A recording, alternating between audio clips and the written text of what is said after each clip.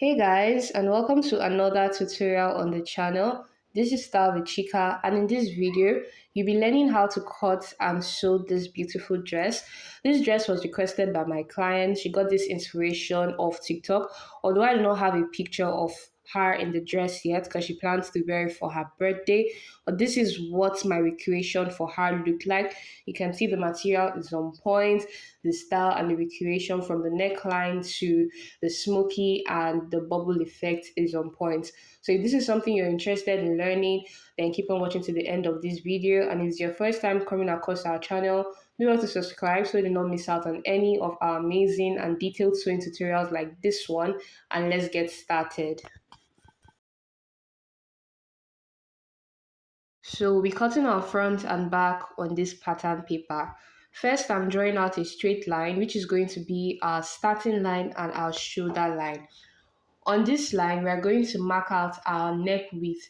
I'm making use of 3 inches. So first of all, I'll mark out my back neck depth. I'm making use of 1 inch. And for the front neck depth, 3.5. So I'm going to connect just like you can see me doing. The smaller one is for the back and the bigger one is for the front. So next, I'm dividing my shoulder measurement by 2. Take your shoulder measurement divided by 2 and mark it out. So you're going to add your sleeve measurement to this because this is a cut together sleeve. I added mine of 9 inches. So from this point, I'm going to come down by 1 inch for my shoulder slope, okay? So you connect from your neck width down to the point which you have sloped. Next, you're going to take your round sleeve measurement divided by 2. You take your round sleeve measurement divided by 2, and from the sleeve point just across, you're going to mark that out. But for me, I added 2 inches extra. My round sleeve measurement divided by 2 is 6, and I marked out 8. The 8 inches is both for sewing allowance and for the ease of this sleeve. So next, I'm going to mark out my bust line. I will mark out my under bust line. So you're marking out your shoulder to your bust line, shoulder to your under bust line, shoulder to your waistline. You also mark out your shoulder to your hip line. My hip line is just about 25 inches.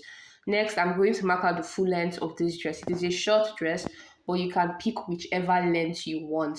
So to my full length, I'm going to add 3 inches of allowance. This particular allowance is not for sewing, and I'm going ahead to extend these lines. So within this big space we have here, which is our waist to hip, you're going to take a middle point, just as you can see me doing. I'm going to label this line so we do not get confused. So because this is a smoky, we are going to have to cut it big so that we can have allowance to gather it, and because this cloth does not have a zipper. So my bust point, I'm taking my bust measurement divided by 4, and to this I'm going to add an allowance of 3 inches. You can add 3 inches, you can add 4 inches, but I'm just using about 3.5. So please, I'm going to connect from my bust to my sleeve here. But please note that if your stomach is bigger than your bust, you can make use of your stomach measurement. Okay, just make use of like the fullest part of your upper body. So on my waistline and on my midline, I'm just going to connect the same point down here because it's going to be a smoky, and it's smoky that will give us a fitted effect. Okay, so between my underbust and my midline, that is where I'm going to have my gathers or my smoked effect, and I'm just labeling it down. So on my bust points here, I'm going to come up by 2 inches. So I'm trying to make like the cleavage you can see in front of the style, even though I finally ended up bringing this a little bit lower because my clients wanted it more open. She stated later that she wanted it more open. Okay, so I connected it down to my bust line instead.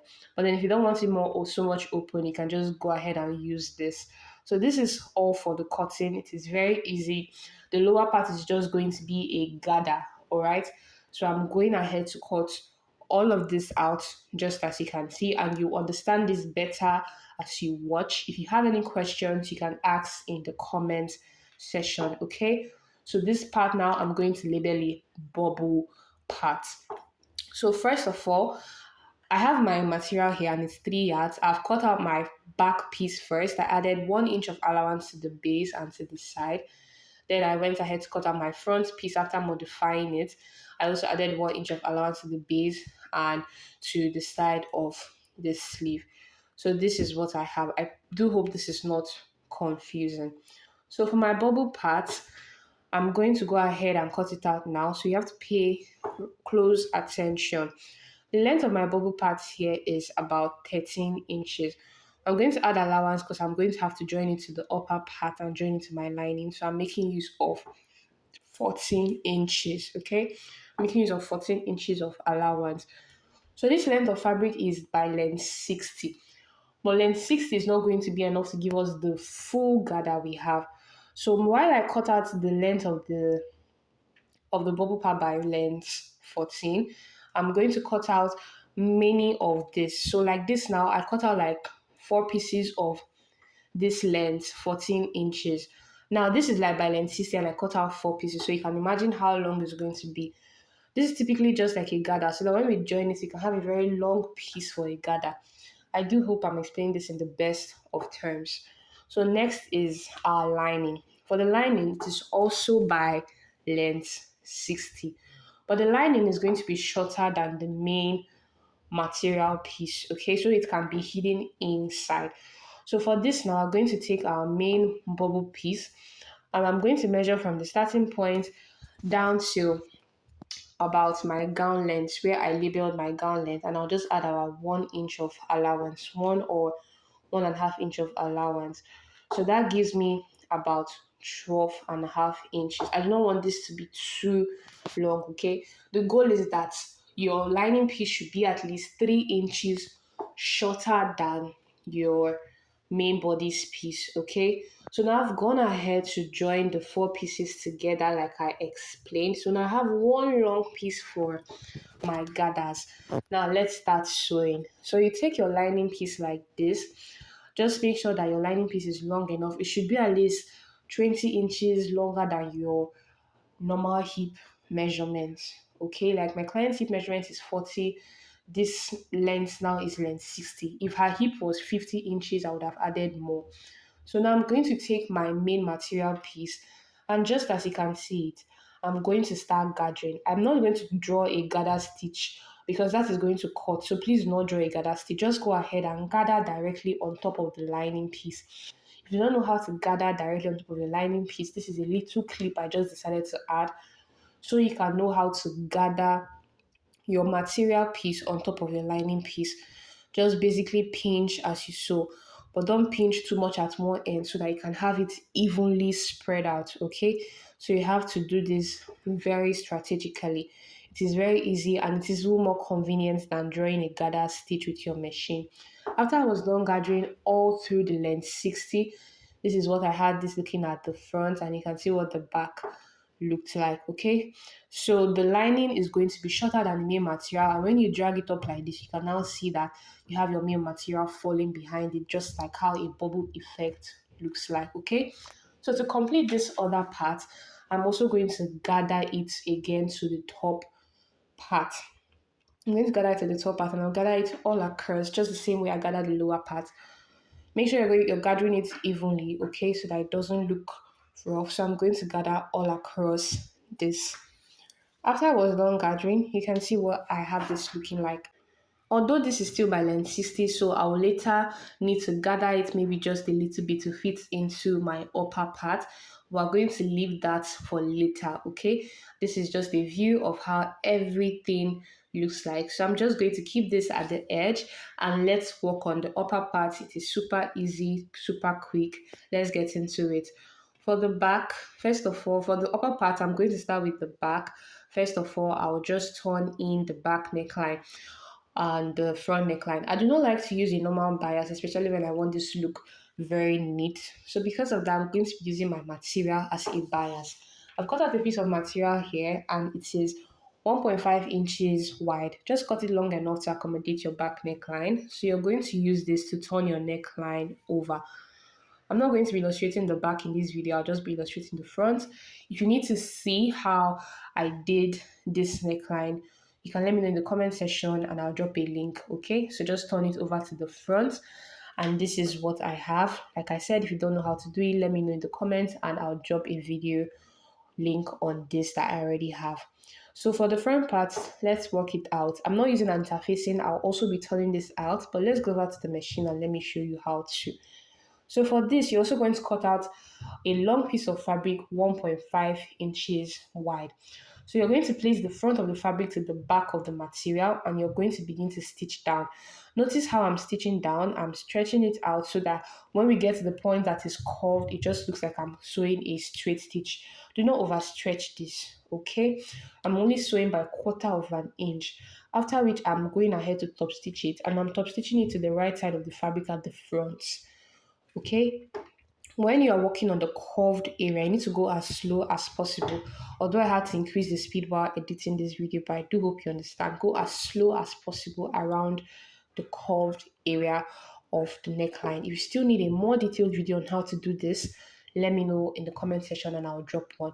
So go ahead and fold your material in, just like you can see me doing after top stitching.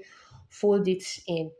So you can go ahead and pin before you start sewing. But since I was using a manual machine and I'm quite not a beginner, so I'm just going ahead to just sew this without pinning. But trust me that I sewed as slow as possible and as close to the hemline of what I was folding so that it could look very, very neat. Whenever I get to the curved area, go even more slower, so closer to the hemline and try to stretch it out so that it does not have anything like a gather effect. Okay, probably if you have not done something like this before, you can practice with a lining piece before working on your main material so that it can look and come out even more neatly. Okay, so this is how I managed to achieve this by sewing as slowly as possible. You can see what I have this looking like, and then after you do so, you're just going to fold your material or fold your clothing in two like this.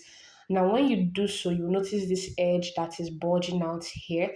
So you're just going to go ahead and stitch it down like this. The stitch you're making is actually very, very, very little.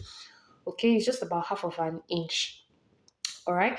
So then before I go ahead and give this a good press, this is what it looks like. I'll just go ahead and work on the neckline of the front so I can give this a good press all at once. So for this neckline, I still have another piece of material that I have cut out 1.5 inches wide, and it is very long because obviously there's an extending rope. Okay, so you're going to place this behind the neckline, the front behind, all right, and then you're going to sew on just 1/4 of an inch, not too much so it can be easy to fold in and it can still look very neat. Okay, so after doing so, next I'm going to top stitch on it. I'm top stitching to the right side, but please observe this in my top stitch.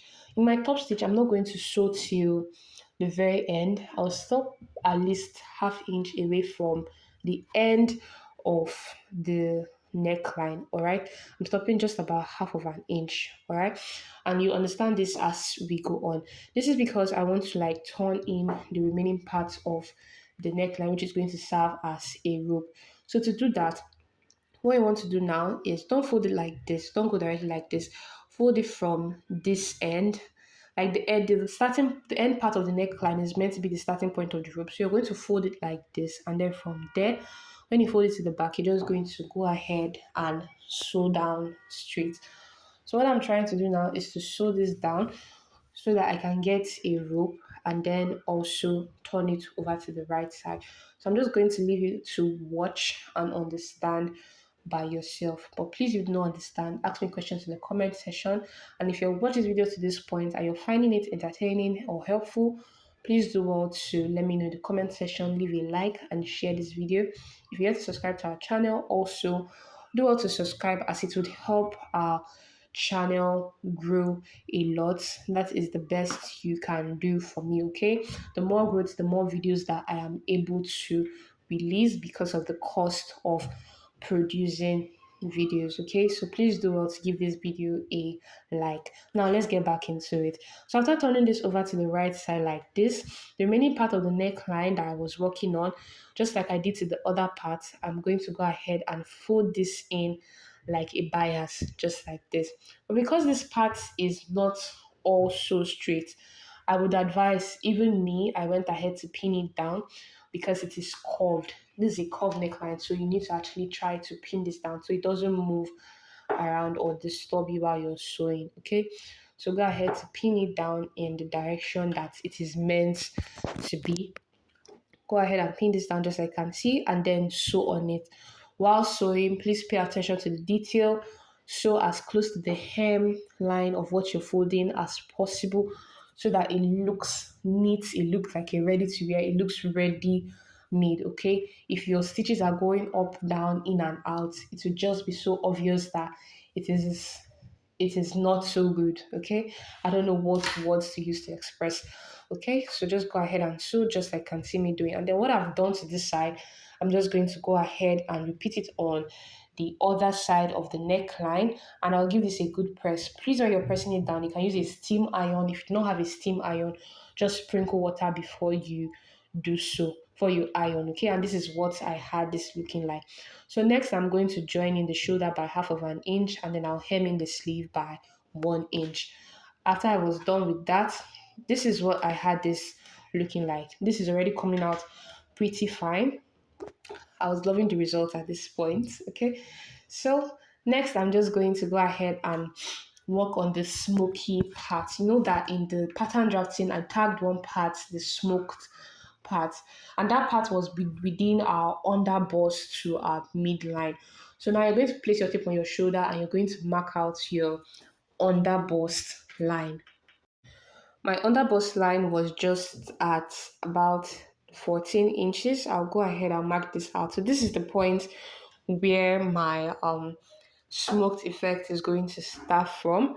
All right. If you also do not know how to do a smoked effect, which I believe that we should all by now, you can let me know in the comment section. I also have a video on that and I'll drop it down. Most of these short tutorials like this though, I drop it on my TikTok. So if you're not following me yet on TikTok, you should follow me on TikTok. The name is the same, Style with Chika. You learn how to do small things like this, like ruched effects, smoked effects, neat necklines, and all that. Okay, so I'm just going to go ahead and do so.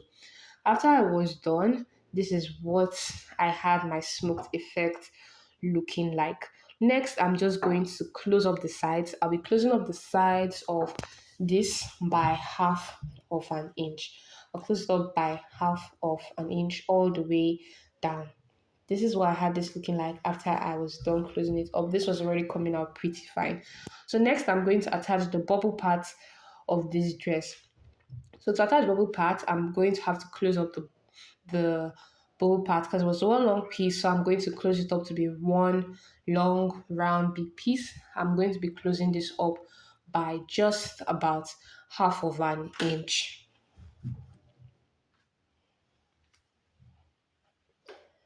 So when I was done, this is what I had this looking like. So I'm just going to be attaching it like this. And at any point that probably the bubble effect is a little bit too big, I'll just go and gather it. So as I'm fitting this into this piece, I'll gather it a little bit. So after I was done fitting it round, this is what I had. I'll weave it round and weave the sides, all right? So this was all I had for this dress. This is how I was able to achieve this. After I'm done, I'll give this a good press. Please note, do not press your bubble effect down. So it's good that you iron your material before you start. Don't press it down. You know, it will look very flat, very ugly. Everything will just go down. Okay, so make sure you iron your material before you start doing your bubble effect. Even after you sew, you have to iron strategically. Don't go and press everything down. Okay, so this is all I had after I was done. It looks so beautiful. I do hope you found this tutorial very helpful. Don't forget to leave me a like. I packaged this beautiful for my client. The name of my brand is SWC Label. You can see how I packaged it beautifully for my clients and sent it out. So if you're somebody too that probably you're not just learning and you want to order a dress from me, anything at all, you can reach out to me on my Instagram or in the comments, and I'll see you in my next video. Bye guys. Mwah.